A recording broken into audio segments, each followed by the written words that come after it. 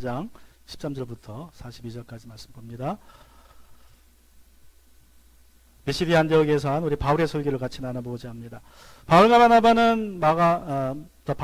마가는 바보에서 배를 타고 이제 112마일 떨어진 버가로 건너갑니다. 이 지도를 한번 같이 보면 이제 이 바보라는 곳에서 배를 타고 버가로 들어갑니다. 그래서 이제 아마도 배가 순조롭게 여정을 가서 하루길로 갔을 것 같습니다. 이들은 순풍을 타고 배를 타고 평화롭게 목적지에 도착했습니다. 그런데 바울과 바나바, 마가의 여정은 이런저런 일로 그렇게 평탄하지는 못했습니다. 먼저 바나바에게 문제가 있었습니다. 13절을 보면 이렇게 시작하죠. 바울과 그 일행은 바보에서 배를 타고 밤빌리아에 있는 버가로 건너갔다. 그런데 요한은 그들과 헤어져서 예루살렘으로 돌아갔다. 바울과 그 일행은 이라는 표현은 헬라적인 표현입니다. 헬라 사람들은 그룹을 표현하고 그 그룹 중에 리더를 이렇게 표현할 때는 리더 이름은 앞에 딱 하고 나머지는 그냥 일행이라고 딱 표현해버려요. 그게 이제 헬라식 표현이에요. 이 첫 이름이 리더고 나머지는 그냥 일행이라고 딱 표현해버리고, 히브리식 표현은 어떻게 한다 그랬죠? 이름을 다 열고 하는데 첫 번째 나온 사람이 리더고 그 중요성에 따라서 이름의 순서가 정해집니다. 그게 이제 히브리식 표현입니다. 그래서 바울과 그 일행이라는 표현을 통해서 바울이 선교팀의 리더가 됐다는 것을 우리가 알 수 있습니다. 아마도 바보에서부터 그랬을 것 같아요. 하나님의 말씀을 이제 바울이 선포했고 또 그 마술사의 눈을 멀게 한 것도, 그런 이적을 행한 것도 바울인 것을 보면 그때부터 본격적으로 바울이 선두의 지도자로 나선 것 같습니다. 자, 그런데 중요한 거는 이때 바나바의 심정은 어땠을까요?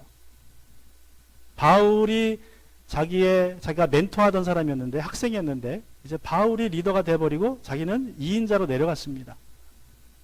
그러면 그 마음이 어떻겠어요? 우리 오케스트라, 특별히 바이올린을 하는 분들 중에 보면요, 바이올린이 제1주자 바이올리니스트가 있고 제2주자가 있죠. 근데 다들 제1주자 바이올린을 하고 싶어 하지 제2주자 바이올린을 하고 싶어 하는 사람들은 별로 없다 그래요. 왜냐하면 아무래도 제2자가 들어가니까. 리더 하던 사람이 갑자기 이제 팔로워가 되려니까 좀 마음이 좀 불편했겠죠. 아무래도. 그죠? 아무래도 마음이 편치 않았을 것입니다. 그도 사람인데 어찌 불편하지 않았겠습니까? 여러분, 한국에서도 법조계 같은 공무원들 보면요, 나보다 후배가 나의 상사가 되면 그 밑에 사람들은 다 사임해버립니다. 자동적으로 그냥 사표를 내버려요. 그게 하나의 불분율이에요. 가령 법무부 장관이 나보다 후배가 됐다 그러면 그 선배들은 그냥 사표를 다 냅니다. 말을 안 해도. 교회에서도 마찬가지죠. 교회에서도 새로 목사님이 오셨는데 그 목사님이 40대고 이제 부부 목사님들이 50대면 50대 목사님들은 다 대부분 사표를 그냥 내요. 그냥 알아서. 자기 후배가 왔기 때문에. 그래서 바나바도 아마 어쩌면은 자기 후배가 이제 리더가 됐으니까 좀 마음이 불편했을 거예요. 그러나 그것을 겉으로 드러내지는 않습니다. 그냥 묵묵하게 쫓아갑니다. 왜 그래요? 자기가 좀 그런 마음이 불편하지만 그것보다 더 중요한 건 하나님의 뜻을 성취하는 게, 이루는 게 더 중요했기 때문에 자기 자존심을 지키기보다는 하나님의 뜻을 따라서 묵묵하게 하나님의 은혜에 더욱 집중합니다. 그리고 그 겸손의 자리에서 성령의 도우심을 의지하며 선교팀을 이루어갑니다. 또 마가의 도중하체로 선교팀의 분위기가 더욱 다운되었습니다. 누가는 왜 그가 중도하체했는지 우리에게 말하지 않지만, 그래서 우리가 추측할 수밖에 없지만 아마도 사역과 관계된 일로 중도하체했을 것이라고 우리가 추측할 수 있습니다. 말씀드린 것처럼 바울이 리더가 되면서 이제 거기에 대한 불만을 가지고 중도하체했을 가능성이 아주 큽니다. 중요한 것은 2차 선교 여행을 떠나기 전에 이 마가의 문제 때문에 바울과 바나바가 싸우고 헤어질 정도였으니까 그 문제가 엄청 심각한 문제였다는 거예요. 마가가 중도하체했다는 것이. 근데 이 마가가 중도하체함으로써 바울과 바나바의 관계가 더욱 서먹해졌고 분위기가 다운돼 버렸어요. 잘 나가다가. 또 세 번째 문제는 바울의 건강 문제였습니다. 바울이 이제 밤빌리아 지역에 가면서 풍토병인 말라리아에 걸렸을 것이라고 학자들은 말합니다. 갈라디아 4장 13절에 보면 이렇게 말씀하고 있습니다. 갈라디아가 이제 밤빌리아 지역에 있는 지역인데 그리고 여러분이 아시는 바와 같이 내가 여러분에게 처음으로 복음을 전하게 된 것은 내 육체가 병든 것이 그 계기가 되었습니다. 뭐 어떤 사람은 눈병이라고 얘기하기도 하고 어떤 사람은 말라리아라고 얘기도 하는데 뭐 오늘 본문의 근거에 보면 분위기에 보면 말라리아일 가능성도 있습니다. 즉 이 병든 것 때문에 결국 이제 계획을 바꿔서 딴 데로 가야 하는 그러한 일이 있었습니다. 여러분 바울도 병을 핑계대고 중도 하차하고 돌아갈 수 있었어요. 바울도. 바울의 고향이 어디입니까? 바울의 고향이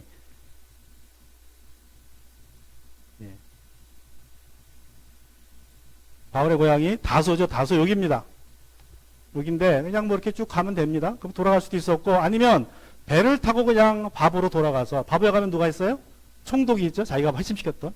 바울을 다시 보면 얼마나 기뻐했을 거예요. 자기 영적인 귀한 구원을 가져다 준 바울이 왔으니까 바울이 좀 묻겠다 그러면 두 손을 벌리고 환영했을 거예요. 그래 여기서 좀 날 때까지 묵고 가십시오. 그러고. 그래서 바울도 얼마든지 익스큐즈를 하고 돌아갈 수 있었습니다. 자기 몸을 추스릴 수 있었어요. 그런데 바울은 그렇게 하지 않고 어떻게 합니까?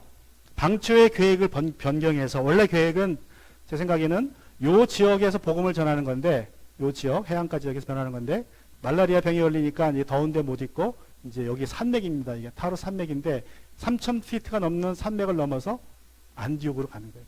몸을 추스리고 동시에 이제 복음을 그쪽에 전하기 위해서. 그래서 이렇게 바울은 건강상의 어려움이 있었지만 자신의 형편을 따라서 계획은 바꿨지만 하나님이 주신 사명은 버리지 않았습니다. 문제가 있었지만 제가 데이프 파우슨 목사님의 설교에서 들은 이야기인데 어떤 여인이 있었다 그래요. 영국에.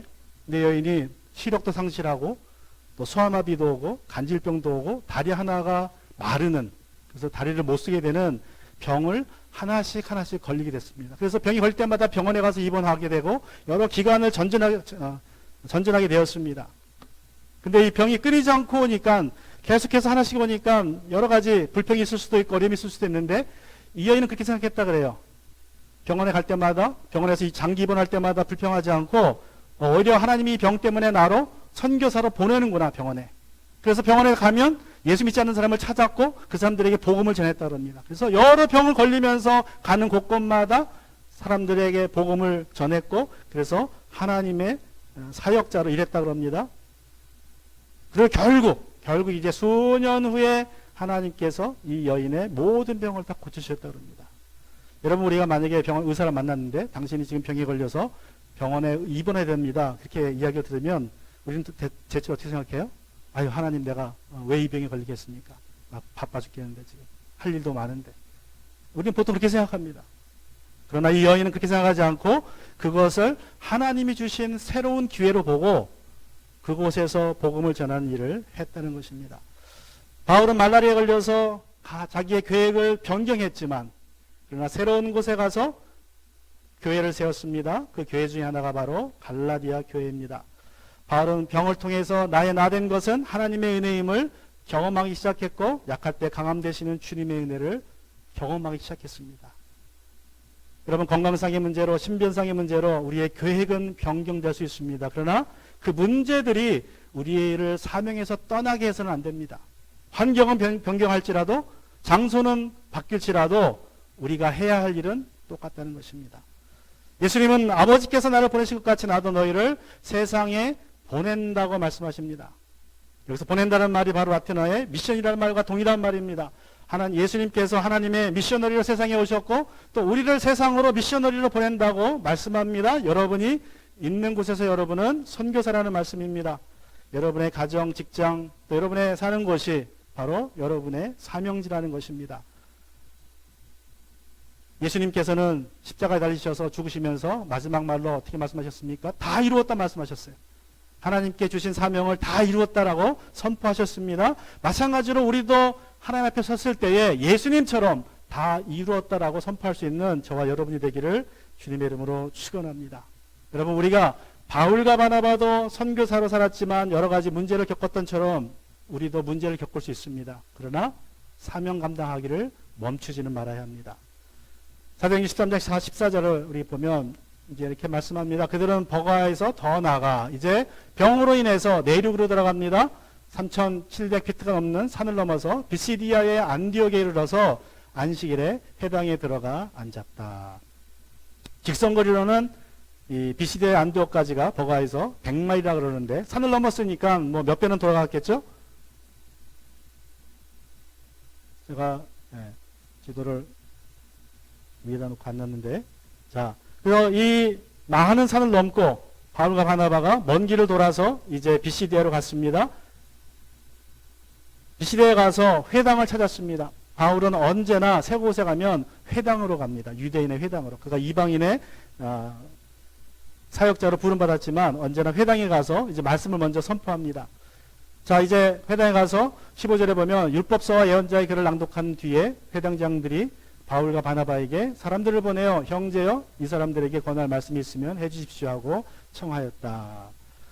회당에서 예배 순서를 보면 먼저 이제 신명기 6장 4절부터 9절까지의 말씀, 이 쉐마라고 하는 말씀을 같이 암송을 하고, 그리고 이제 개인 기도를 누가 공적으로 인도하고, 그리고 모세와 예언자의 글을 읽는다 그래요. 그 딱 정해놓고 율법서는 3년에 한 번씩 읽을 수 있도록 양을 정해놓고 읽습니다. 그리고 이제 두 말씀을 읽으면 이제 설교자를 정해서 설교를 부탁합니다. 권면의 말을 합니다. 그런데 이런 순서를 정하는 사람들이 바로 회당장들입니다. 회당장. 원래는 회당장인데 때에 따라서 이 복수로 이 회당장들이 있는 것을 우리가 보게 됩니다. 그래서 회당장이 모든 예배 순서를 주관하고 예배에서 누가 무엇을 할 것인지를 주관합니다. 그런데 오늘 말씀해 보면 자, 회당장이 어떻게 합니까? 바울과 바나바에게 사람을 보내어 형제들이여 이 사람들에게 권면한 말씀이 있으면 해 주십시오 하고 청하였다. 그냥 즉석에서 청한 것 같아요. 그래서 어떤 성경학자들은 얘기합니다. 바울이 바리새인이었죠. 그래서 아마도 바울이 의도적으로 바리새인들이 입는 옷을 입고 갔을 거다. 그러면 회당장이 보고 저 사람 바리새인이니까 말씀 전할 수 있겠다. 그래서 말씀 전하도록 요청한다는 거예요. 그러니까 의도했다는 거죠, 일부러. 뭐 어쨌든 간에 이 당시 회당의 그 관습은요, 우리하고 좀 달라서 새로운 사람이 방문해서 오면 그 사람이 보기에 말씀을 전할 수 있겠다 싶으면 말씀을 즉석으로 전하다고 부탁을 합니다. 그날 바울과 바나바가 그런 부탁을 받았습니다. 그래서 이제 바울이 말씀을 전하기 시작합니다. 말씀은 16절부터 41절까지 말씀인데 이 바울의 설교가 이제 기록되어 있는데 이 바울의 설교는 우리가 잘 기억해두면 전도할 때 잘 사용할 수 있습니다. 이 바울의 기도는 크게 세 부분으로 나눠질 수 있습니다. 첫 번째는 16절부터 보면 25절까지는 하나님이 행하신 일, 이스라엘 백성에게 행하신 일, 그리고 이제 하나님의 보내심을 받고 오신 예수님이 행하신 일, 그리고 세 번째로 38절부터 41절까지는 이제 우리가 행할 일, 그러니까 하나님이 행하신 일, 예수님이 행하신 일, 그리고 우리가 행할 일을 나누어서 적어놨습니다. 하나님은 이스라엘에게 어떤 일을 행하셨습니까? 우리 16절부터 보면 제가 읽어드릴게요. 이스라엘 동포 여러분, 그리고 하나님을 두려워하는 사람들이여 내 말을 들으십시오. 말을 시작해서 이제 구체적으로 실제로 이렇게 얘기합니다. 이 백성 이스라엘 하나님께서 우리 조상들을 택하셨습니다. 이 백성이 이집트 땅에서 나그네 생활하는 동안에 이 백성을 높여주시고 권능의 발로 그들을 거기에서 인도하여 내셨습니다. 하나님께서 이스라엘 백성에게 뭘 주셨습니까? 처음에는 번성을 주셨다는 거예요. 번성을. 자손의 번영을 주셨습니다. 아브라함 한 가정을 택했고 그 가정이 야곱을 통해서 12가정이 되었습니다. 12가정 70명이 기근이 들어서 이집트에 내려갔는데 거기 있는 400년 동안 그 12가정 70명이 몇 명이 됩니까? 학자들의 추산에 따라 다르겠지만 대충 200만 명에서 250만 명이 됐다고 그래요. 엄청난 숫자죠? 70명이 200만 명이 넘는 숫자로 한 민족이 되어서 나왔습니다. 하나님께서 이스라엘 백성들을 아브라함을 통해서 저렇게 한 민족으로 이루어 주셨다는 것입니다. 여러분, 우리가 하나님을 믿으면 받는 복 중에 하나가 자손이 잘 되는 것입니다.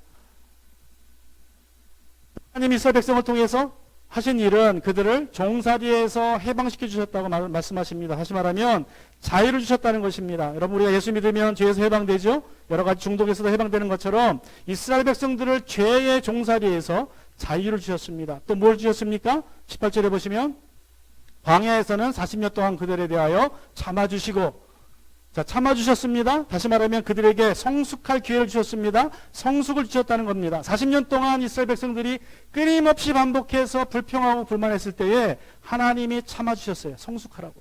아직 어리니까, 부족하니까 성숙할 기회를 주셨다는 것입니다. 죄악의 모습이 다 떨어져 벗어 죽을 때까지 기다렸다가 마침내 가나안에 들어가게 하시는 것을 우리가 보게 됩니다. 그래서 성숙을 주셨어요. 또 무엇을 주셨습니까? 19절부터 22절에 보시면 가나안 땅을 주셨다고 말씀합니다. 가나안 땅의 일곱 족속을 멸하셔서 그 땅을 그들에게 유업으로 주시고 약 450년 동안 차지하게 하셨습니다. 그 뒤에 예언자 사무엘 시대에 이르기까지는 사사들을 보내주시고 그 뒤에 그들이 왕을 요구하기에 하나님께서는 베냐민 지파 사람들 기스의 아들 사울을 그들에게 왕으로 주셔서 40년 동안 그를 왕으로 섬기게 하셨습니다. 그 다음 하나님께서는 사울을 물리치시고 다윗을 그들의 왕으로 세우시고 증언하여 말씀하기를 내가 이새의 아들 다윗을 찾았으니 그는 내 마음에 드는 사람이다. 그가 내 뜻을 다 행할 것이다 하셨습니다. 자, 일곱 족속을 멸하시고 땅을 주셨다는 말은 안전 또는 안정을 주셨다는 거죠. 하나님께서 그들이 그 땅에 정착할 수 있도록 안전을 주셨습니다. 그래서 오늘 말씀해 보시면 하나님이 이스라엘 백성에게 주시는 것을 우리가 알 수 있습니다. 번성을 주시고 번영을 주시고 성숙의 기회도 주시고 안전을 주시고 안정을 주시고 또 그들이 왕을 요구하니까 왕도 주셨습니다.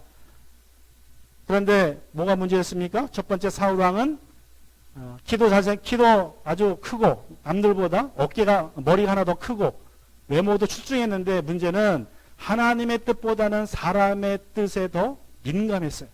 그게 사울의 문제였습니다. 왜냐하면 사람들이 요구하는 왕으로 자기가 선출됐기 때문에 하나님께 뽑혔기 때문에 하나님보다는 사람에게 민감한 것이 그의 약점이었고 문제였습니다. 결국 그것 때문에 그는 하나님을 불순종하게 됩니다. 그래서 하나님이 새로운 왕을 일으키세요. 세우셨습니다.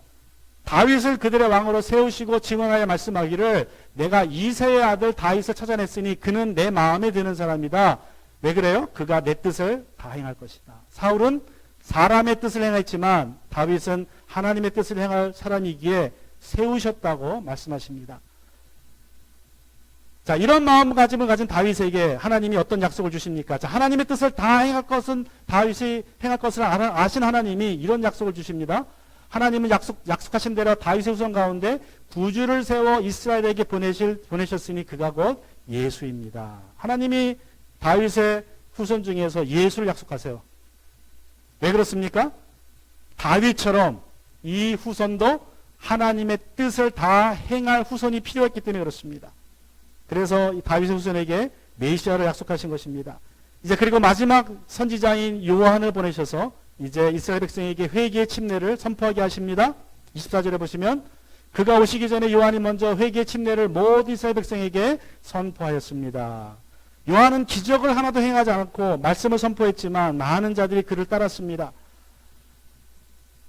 그때 요한이 이렇게 선언합니다. 요한이 자기의 달려갈 길을 거의 다 갔을 때에 말하기를 여러분은 나를 누구로 생각하십니까? 나는 그리스도가 아닙니다. 그는 내 뒤에 오실 터인데 나는 그의 신발끈을 풀어드릴 자격도 없는 사람입니다 하였습니다. 요한은 자신이 그리스도가 아니고 그의 길을 예비하는 소리고 그리고 그의 신발끈을 풀 자격도 없는 천한 사람이라고 선언하고 죽임을 당합니다. 자, 바울은 이제 이렇게 하나님이 행하신 일을 강조해요. 먼저 이스라엘 백성에게 행하신 일, 또 이스라엘 백성에게 주신 그 언약의 신실하였음을 강조합니다. 그리고 26절부터는 37절까지는 이제 예수님을 하나님 보내주셨는데 그 예수님이 하신 일을 이제 설명합니다. 26절 보면 아브라함의 자손인 동포여 여러분 그리고 여러분 가운데서 하나님을 두려워하는 사람들이요 하나님께서 이 구원의 말씀을 우리에게 보내셨습니다. 자, 마침내 하나님께서 구원의 말씀을 복음을 이스라엘 백성에게 보내셨는데 이스라엘 백성이 어떻게 합니까? 그 구원의 말씀을 보냈는데 27절 보시면 그런데 예루살렘에 사는 사람들과 그들의 지도자들이 이 예수를 알지 못하고 안식일마다 읽는 예언자들의 말도 깨닫지 못해서 그를 정죄함으로써 예언자들의 말을 그대로 이루었습니다. 종교주의자들이 안식일마다 성경을 읽었는데 하나님의 약속을 깨닫지 못하고 하나님이 보내신 구세주 예수를 죽였습니다. 죄 없는 분을 죄 있다 하고 죽였습니다. 왜 죽였습니까? 우리 로마서 10장 3절에 보면 바울이 그 이유를 말합니다. 그들은 하나님의 의를 알지 못하고 자신들의 의를 세우려고 힘을 씀으로써 하나님의 의에는 복종하지 않게 되었습니다. 여러분, 예수님께 나오려면 내 의를 버려야 합니다. 그런데 그들이 그렇게 하지 못했습니다. 그들은 율법을 지키고 나름대로 의를 행하고 있다고 생각했기 때문에 자신의 의를 포기할 수 없었어요. 여러분, 어떤 사람들이 예수 믿기 힘듭니까? 어떤 사람들이 예수 믿게 나오기 힘듭니까? 착한 사람들. 스스로 착하다고 생각하는 사람들은 예수 못 믿습니다. 뭐 나 이 정도 살았는데 뭐 내가 무슨 죄가 있다고. 그리고 예수 믿게 안 나와요. 바리새인들이 이랬다는 것입니다. 바리새인들이. 자기들은 율법을 잘 지키고 있으니까, 말씀대로 살고 있으니까 자기들은 의롭다고 생각했고, 자기들이 필요한 구원자는 로마의 압정에서 구원할 다윗과 같은 구원자가 필요했다고 그들은 믿었어요. 그래서 예수님을 죽인 것입니다. 자, 29절의 말씀에 보면 이와 같이 그를 가리켜 기록한 것을 다 행한 뒤에 그들은 예수의 시체를 나무에서 내다가 무덤에 두었습니다. 자, 이 무덤에 두었다는 말은 이제 예수님이 육체적으로도 죽었다는 말씀이죠. 그런데 이것을 기록한 것을 다 행한 뒤에라고 말씀하고 있습니다. 즉 구약의 말씀대로 여러분 집에 가서 시편 22편과 69편 읽어보시고 이사야 52장 13절부터 53장 12절까지 읽어보시면 그 예수님에 대한 말씀이, 죽음에 대한 말씀이 나옵니다. 그 말씀이 다 이루어졌다는 것입니다. 자, 그런데 중요한 것은 그들은 예수님을 죽였고 무덤에 두었지만 또 어떤 일이 벌어집니까? 30절 보면 그러나 이 하나님께서는 예수를 죽인 사람들 가운데서 살리셨습니다. 다시 한번 하나님이 등장해요. 그들은 죽였지만 하나님은 살리셨다고 말씀합니다. 이것이 이제 복음의 핵심이라는 거예요. 여러분, 사람은 하는 일마다 죽이는 일을 합니다. 하나님은 하는 일마다 살리는 일을 하세요. 그게 마귀의 자식들과 하나님의 자식들의 차이라고 할 수 있습니다. 요한복음 8장 40절 41절에 보면 예수님이 말씀하시죠. 유대인들에게 그러나 지금 너희는 너희에게 하나님에게서 들은 진리를 말해준 사람이 나를 죽이려고 한다. 아브라함은 이런 일을 하지 않았다. 너희는 너희 아비가 한 짓을 하고 있다. 너희 아비가 누굽니까? 사단이 한 짓을 하고 있다는 것입니다. 세상의 사단의 자식들은 죽이는 일을 하지만 우리 비스라엘들은 살리는 일을 합니다. 자, 하나님께서 예수님을 죽음에서 살리셨습니다. 살아나신 예수님이 어떻게 하셨습니까? 31절에 보면 그래서 예수는 자기와 함께 갈릴리에서 예루살렘으로 올라간 사람들에게 여러 날 동안 40일 동안 나타나 보셨습니다. 이 사람들은 지금 백성에게 예수의 증인입니다. 고린도전서 15장 5절부터 8절에 보면 그리스도께서는 다시 부활하신 이후에 한 번에 500명이 넘는 형제들에게 나타나셨다고 바울이 증거하고 있습니다. 여러분, 부활이 역사적으로 사실이라는 말이에요. 500명에게 40일 동안 제자들에게 나타나셨다고 성경이 강조하고 있고 바울이 선포했습니다. 즉 예수님의 부활은 이미 구약에서 하나님이 주신 약속의 성취라는 것을 이제 강조하는 것입니다. 그래서 그것을 다시 한번 32절부터 37절에서 바울이 구약을 인용하면서 설명해요. 예수님의 부활에 대해서. 자, 우리는 하나님께서 조상들에게 하신 그 약속을 여러분에게 기쁜 소식으로 전합니다. 하나님께서는 예수를 일으키셔서 조상들의 후손인 우리에게 그 약속을 이루어 주셨습니다. 시편 2째 편에 기록한 바 너는 내 아들이다. 오늘 내가 너를 낳았다. 한 것과 같습니다. 하나님께서는 그를 죽은 사람들 가운데 살리시고 다시는 썩지 않게 하셨는데 이걸 이렇게 미리 말씀하셨습니다. 다윗에게 약속한 거룩하고 확실한 복을 내가 너희에게 주겠다. 그러므로 다른 시편에서는 또 이렇게 말씀하셨습니다. 주님께서는 주님의 거룩한 분이 썩지 않게 하실 것이다. 다윗은 사는 동안에 하나님의 뜻을 받들어서 섬기고 잠들어서 조상들 곁에 묻혀 썩고 말았습니다. 그러나 하나님께서 살리신 분은 썩지 않으셨습니다. 이제 바울이 예수님은 하나님의 약속의 성취라는 걸 이야기하면서 다윗과 예수님을 비교하고 있어요. 어떻게 비교합니까? 다윗이나 예수님이나 공통점이 있죠? 무슨 공통점이에요? 둘 다 하나님의 뜻을 온전히 받들어 살았습니다. 그게 공통점이에요. 첫 번째 공통점. 두 번째 공통점은 둘 다 죽었어요. 다윗은 자연사했고 예수님은 십자가 달려 죽으셨지만 둘 다 죽음을 경험했지만 결정적인 차이점이 뭐냐? 다윗은 죽어서 몸이 썩었습니다. 그러나 예수님은 썩지 않았다는 거예요. 왜 그래요? 하나님이 부활시켜 주셨기 때문에. 이것이 예수님의 차이점이라는 거예요. 다윗과. 그런데 중요한 것은 이 모든 것이 하나님이 다윗에게 약속하신 그러한 약속, 확실한 복의 성취라는 것을 이제 바울이 말씀하고 있는 것입니다. 이사야 55장 3절에서 이사야 선지자가 말씀하신 그 약속은 이것입니다. 너희는 귀를 기울이고 나에게 와서 들어라. 그러면 너희 영혼이 살 것이다. 내가 너희와 영원한 언약을 맺었으니 이것은 곧 다윗에게 베푼 확실한 나의 은혜다. 자, 다윗에게 약속한 확실한 은혜가 뭡니까? 너희 영혼이 살 것이다. 그 영원한 언약을 따라서. 그런데 그 언약의 성취가 바로 예수님을 통해서 이루어졌다는 거예요. 예수님을 통해서. 다윗에게 주신 약속이 예수님의 부활을 통해서 이루어졌다는 것입니다. 여러분, 하나님은 언제나 하나님의 약속을 신실하게 지키셨습니다.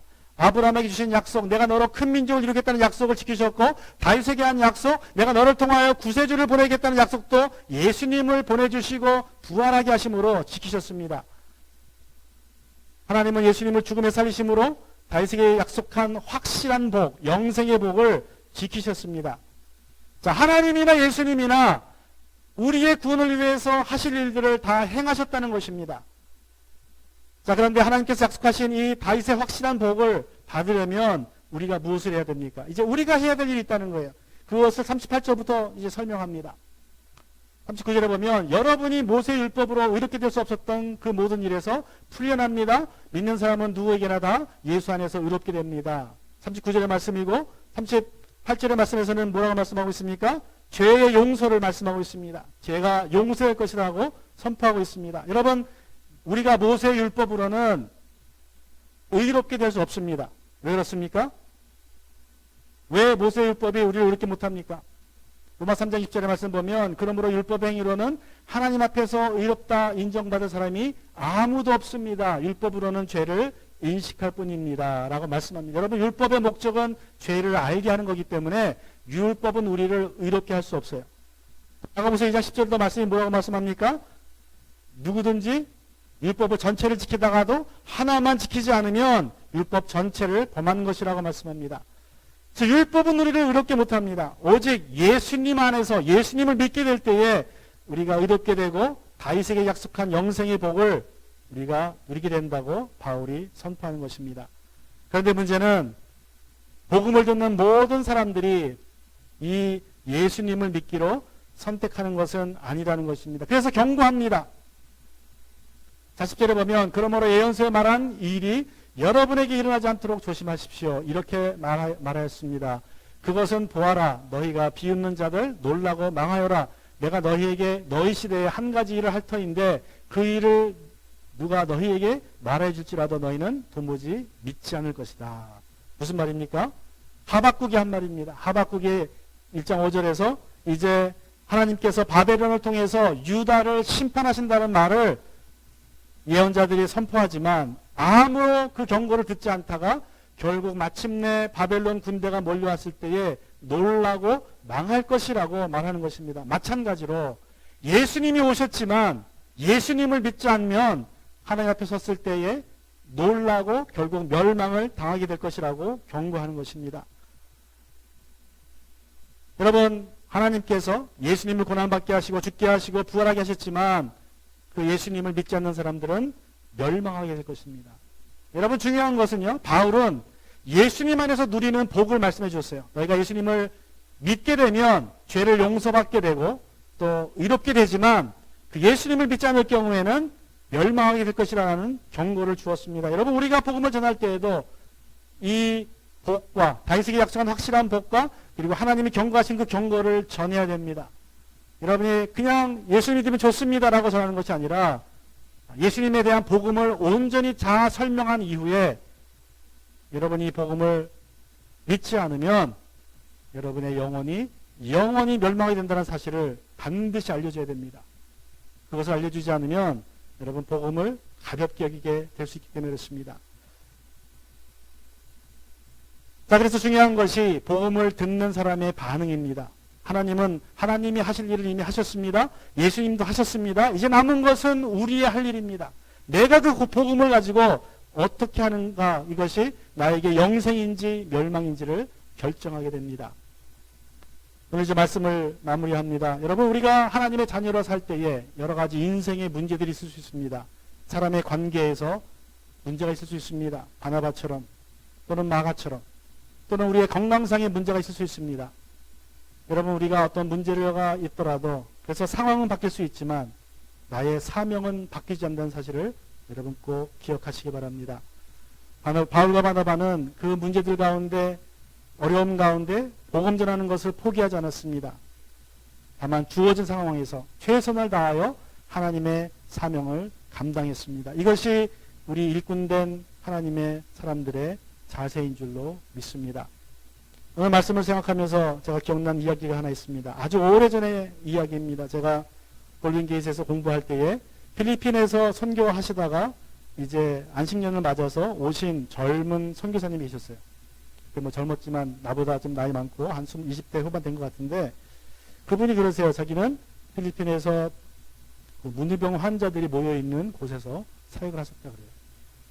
그래서 이제 거기서 선교 사역을 하는데, 이제 그 문둥병 환자들만 따로, 중증 환자들만 모여있는 그 집이 있었다 그럽니다. 그래서 거기에 들어가서 이제 도와주는데, 도와주고 있는데 갑자기 어디선가 선교사님 그러더래요. 다 필리핀 사람들인데, 그 집안에 있는 문둥병자 중에서 어떤 사람이 선교사님 그러면서 자기한테 오더라고요. 깜짝 놀랐대요. 보니까 그 자기를 불렀던, 선교사님이라고 불렀던 그분이 한국 분이었어요. 그분이 젊어서 그 지역에 선교하러 갔다가 문둥병에 걸려서 결국 필리핀 사람 문둥병자가 있는 곳에서 같이 생활하는 그런 분이셨습니다. 여러분, 한국에서 문둥병은 물론 병에 걸리면 약을 잘 먹으면 어느 정도 병의 진행을 막을 수도 있고 나을 수도 있는 병이에요. 지금은 완전히 불치병은 아닙니다. 발견만 조기에 되면 약 먹고 하면 진행을 늦추든지 나을 수도 있는 병이었어요. 그러니까 이 선교사님도 자기가 문둥병에 걸렸다는 사실을 알았을 때 한국에 돌아왔으면 어느 정도 생활하는데 불편이 없고 문둥병에서 자유함을 얻을 수 있었습니다. 이분은 여기 남기를 결정하셨어요. 그래서 문둥병자가 되어서 그들을 여전히 조용히 섬기는 일을 하셨습니다. 벌써 20년이 넘은 이야기라 제가 들은 이 선교사님이 어떻게 되셨는지는 알지 못하지만, 여러분, 우리가 하나님의 받은 그 사명, 우리의 상황은 변할지라도 사명은 변하지 않는 사실을 기억하시면서 하나님 앞에 전심전력하는 저와 여러분이 되기를 주님의 이름으로 축원합니다. 같이 시간